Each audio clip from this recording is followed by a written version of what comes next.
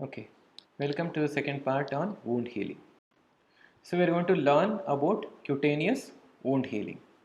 That is healing by primary union of first intention, okay, and there is healing by secondary intention or secondary union. So healing by primary union or first intention means there is a healing of clean uninfected surgical incision in the skin joined with the surgical sutures, and this is also called as healing by primary union or by first intention, where there is not much loss of tissue or there is not much injury. The surgical incision caused death of the minimal number of epithelial cells and the connective tissue cells. And the disruption in the epithelial basement membrane continuity is also very minimal.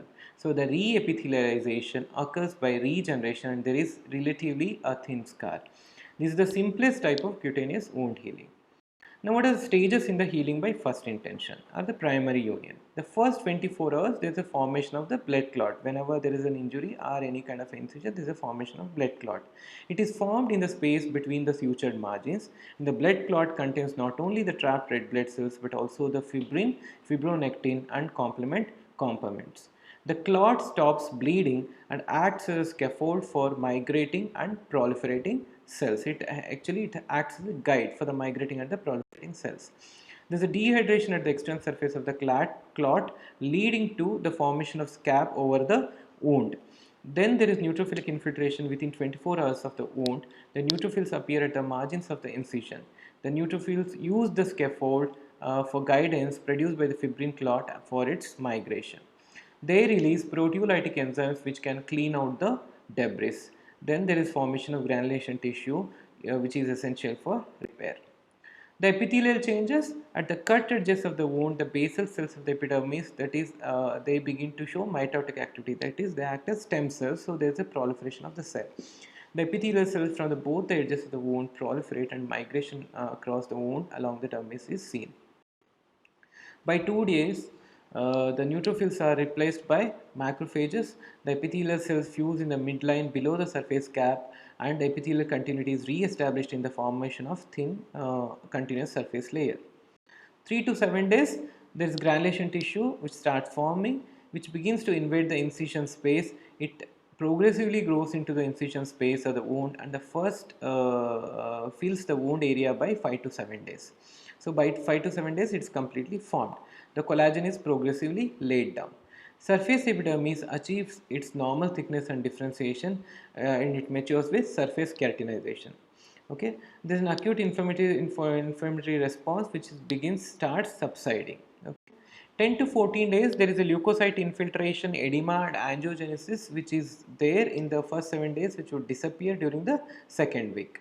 Increased accumulation of the collagen and regression of the vascular channels is noted, and the granulation tissue scaffolding is converted to a pale avascular scar.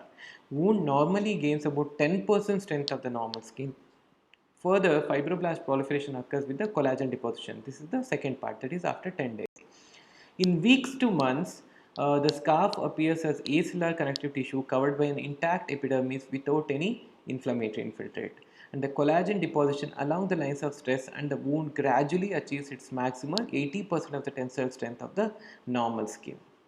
So you can see here in this picture, there is initially first 24 hours there is a, because the surgical incision are a minimal injury, there is a clot form and it dehydrates to form a scab. You can see there are neutrophils in the first 24 hours which with the help of the scaffold takes the guidance and it migrates towards the site of injury, and also there is proliferation of epithelial cells at the edge of the breached epithelium. Okay, by 3 to 7 days, there is formation of granulation tissue composed of proliferating capillaries, inflammatory cells, and fibroblastic proliferation. By 10 to 14 days, all this leukocyte infiltration, the capillaries, as well as the capillaries and the inflammatory cells would subside, and there is collagen deposition, that is scar formation. Then finally, weeks to months, there is a minimal avascular scar with good fibrous union, and by this time you can see at 10 to 14 days the whole epithelium is completely formed and the scab is out of the wound. Healing by secondary union or secondary intention follows the same pathway, but when the injury produces large defects on the skin surface with extensive loss of cells and tissue, the healing repairs is like a more complicated, and of such cutaneous wound of a bigger tissue is referred to as healing by secondary union or secondary intention. The larger healing by second intention occurs in large wound with extensive loss of tissue when there is more exudate and necrotic tissue, and there is wound contraction is important feature of healing by second intention. Okay, and is mediated by myofibroblasts. You can see here the same like same procedure, same steps. Only thing is lot of collagen is formed here, and there is repair is mainly by fibrosis or scar.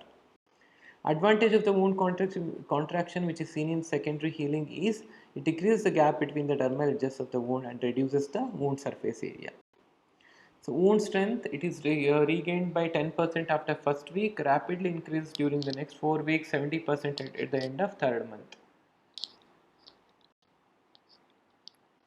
Factors that influence the wound healing are local factors like infection. It is a single most important cause for delay in the wound healing because infection is there, it will not heal immediately. It causes persistent tissue injury and inflammation. Mechanical factors are movement of the wounded area again may compress the blood vessels and separate the edges of the wound and result in delayed wound healing. Foreign bodies, if it is present, again it delays the wound healing. Size and type, again small incision would heal quickly than a bigger wound. Location of the injury, wound over the skin covering the bone with little intervening tissue prevents the wound contraction, and that is skin over the anterior tibia. The edges of the skin lesions in such locations cannot be opposed. Coming to blood supply, wound in areas with good blood supply such as face heal faster than those with poor blood supply such as the foot. Varicose veins of the legs decrease the venous drainage and can cause non-healing ulceration. Bed sores or decubitus ulcers results in prolonged localized pressure which diminishes both arterial and venous blood flow. Okay, ionizing radiation may decrease the repair process. Complications of any kind of complication with the wound healing may delay the wound healing. Coming to systemic factors, nutritional deficiencies, delays in wound healing, and that could be a protein deficiency like in malnutrition or vitamin C deficiency, which would inhibit the collagen synthesis and retard healing. Then there could be trace elements like copper and zinc deficiency. Age, the wound healing is rapid in young compared to the older individuals. Diabetes mellitus is associated with delayed wound healing. All of you know diabetics they don't heal very quickly due to microangiopathy. Circulatory status, inadequate blood supply to the arteriosclerosis due to arteriosclerosis or venous abnormalities like varicose veins that may retard venous drainage, may delay wound healing. Hormones like glucocorticosteroids have anti-inflammatory effects and also inhibits collagen synthesis, thereby impair wound healing. Hematological abnormalities like quantitative or qualitative defects in the neutrophils and bleeding disorders may slow the healing process. What are the complications? Inadequate formation, it is too much or too less. So inadequate formation of granulation tissue or deficient scar formation can lead to wound dehiscence, the wound suppression and ulceration. Excessive formation of the components of repair process results in hypertrophic scar. That is, the accumulation of excess amounts of extracellular matrix, mostly collagen, gives rise to a raised scar at the site of wound called as hypertrophic scar. They usually develop after thermal or traumatic injury, which involves the deeper layer of the dermis. Keloid is one more complication where the scar tissue grows beyond the boundaries of the original wound and does not regress. This is called keloid.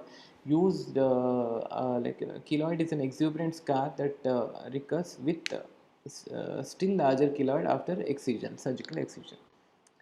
Exuberant granulation tissue, that if there is granulation tissues more also, it's a problematic thing. So it can lead to pyogenic granuloma or granuloma pyogenicum, which is consists of localized formation of excessive amounts of granulation tissue, and such exuberant granulation tissue projects above the level of the surrounding skin, prevents reepithelialization. The mass formed is often named as proud flesh. Then there is excessive collagen deposition that can lead to desmoids or aggressive fibromatosis. Incision scars or traumatic injuries may be followed by excessive proliferation of fibroblast and other connective tissue elements. They are also known as desmoids or aggressive fibromatosis, which may recur after excision. Excessive contraction, a decrease in the size of the wound due to myofibroblasts is known as contraction. An exaggeration of this contraction is termed contracture and results in the deformities of the wound and the surrounding tissue. Consequences of the contracture, compromised movement. For example, contractures that follow severe burns can compromise the movement of involved region and joint movements. Obstruction, for example, GI tract contracture. Infection of wound by microbes like epidermal cysts, pigmentation, All these things like epidermal cells can develop due to the persistence of epithelial cells at the site of wound healing. Then pigmentation may develop due to either colored particle left in the wound or due to hemocytin pigment. Neoplasia, for example, squamous cell carcinoma may develop in marginal ulcer, which is the scar that follows burns in the skin. Then there can be excessive fibrosis. Normal wound healing is supposed to associated with deposition of collagen. You all learned it already. It is by repair. The excessive deposition of the collagen and other extracellular matrix components in tissue is termed as fibrosis. It is usually observed in chronic inflammation. Transforming growth factor beta as the important fibrogenic agent. Examples of disorders with fibrosis: cirrhosis of liver, pneumoconiosis, chronic pancreatitis, and glomerulonephritis. Okay, that concludes the class. Thank you.